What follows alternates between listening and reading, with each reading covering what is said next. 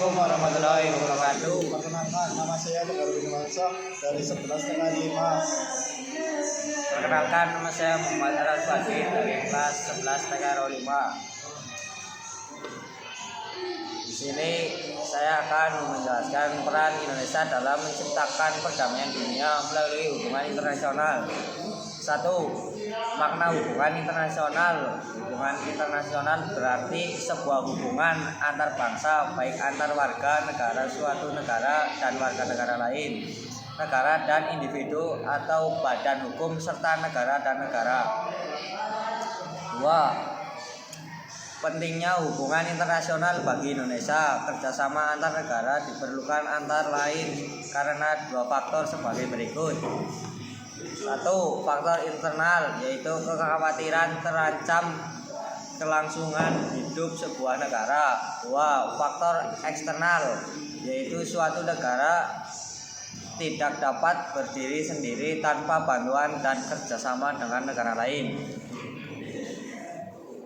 3. Politik luar negeri Indonesia dan dalam menjalani hubungan internasional. Kebijakan politik luar negeri Indonesia tidak terlepas dari pembukuan undang-undang Negara Republik Indonesia tahun 1945 pada alinea keempat tentang tujuan negara. 4. Politik luar negeri Indonesia dalam menjalani hubungan internasional. Indonesia memiliki prinsip politik luar negeri bebas dan aktif. 5. Politik luar negeri Indonesia dalam menjalani hubungan internasional. Pola hubungan internasional yang dilakukan Indonesia adalah kerjasama bilateral dua negara, kerjasama regional atau dua atau lebih negara di suatu kawasan, dan kerjasama multilateral atau banyak negara. 6. Saran hubungan internasional. Menurut J. Frankel dan bermacam-macam saran yang digunakan setiap negara untuk melakukan hubungan internasional, diplomasi, negosiasi, lobby, propaganda, serta bidang-bidang aktivitas ekonomi dan kekuatan militer. 7.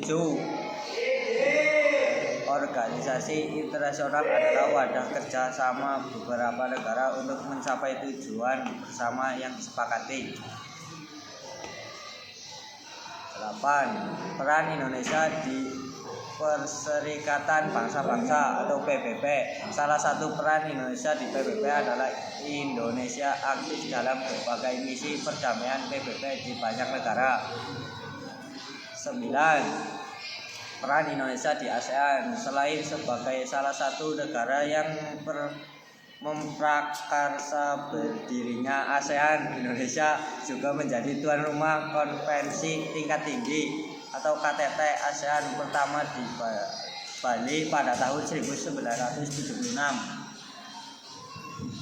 10. Peran Indonesia di gerakan non-blok. Indonesia aktif dalam persiapan penyelenggaraan KTT gerakan non-blok yang pertama di Beograd, Yugoslavia pada tahun 1961. 11.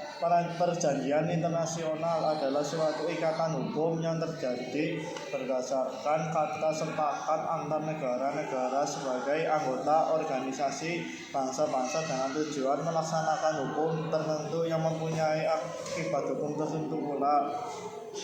11. Tahapan dalam kebiasaan internasional melakukan perjanjian internasional, yaitu A. Perlindungan, B. Penandatanganan, C. Penegasan. 13.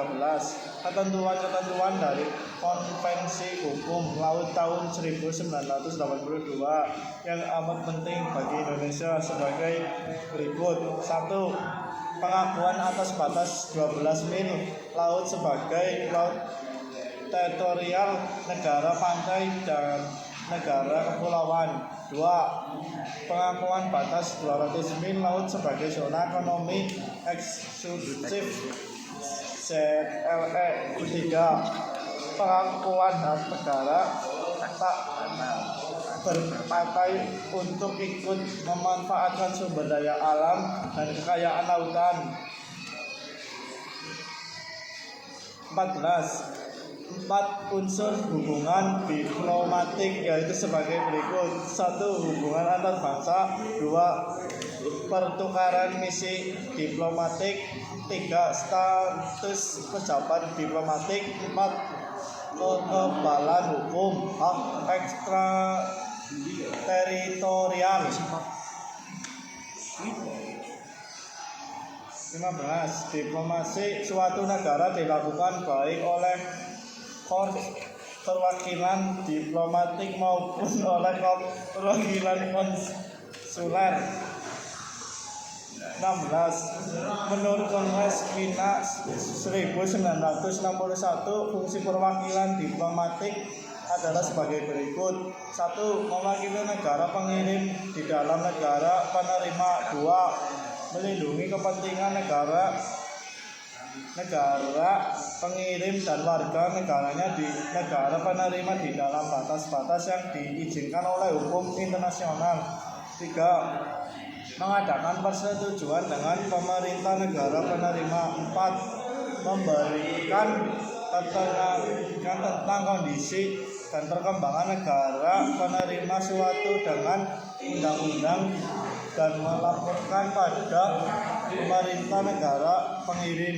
Memelihara hubungan persahabatan antara kedua negara. 17. Kekebalan diplomatik atau hak imunit bagi korps perwakilan diplomatik dan perwakilan konsuler yang dijamin oleh hukum internasional adalah hak eksterioritas dan hak kebebasan kekebalan. Sekian presentasi dari saya. Apabila ada apa salah, mohon maaf. Wassalamualaikum warahmatullahi wabarakatuh.